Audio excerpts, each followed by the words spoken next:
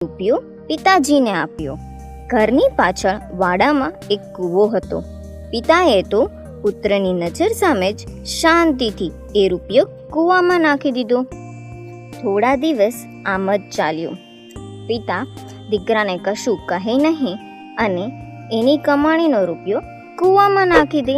હવે પુત્ર અકળાયો. તેણે પૂછ્યું, પિતાજી, મારી કાળી મજૂરીનો રૂપિયો તમે આમ કૂવામાં શા માટે નાખી દો છો? પિતાએ એને કહ્યું, હું જાણું છું કે તું દિવસભર સખત મજૂરી કરે છે ત્યારે એક રૂપિયો કમાય છે. તારી મહેનતનો એક રૂપિયો જ્યારે હું કૂવામાં નાખી દઉં છું ત્યારે તારો જીવ કપાઈ જતો હશે, એ પણ હું સમજી શકું છું. એ જ પ્રમાણે દીકરા, મારા કમાયેલા રૂપિયા તું જ્યારે ગમે તેમ વેડફી નાખતો હતો ત્યારે મને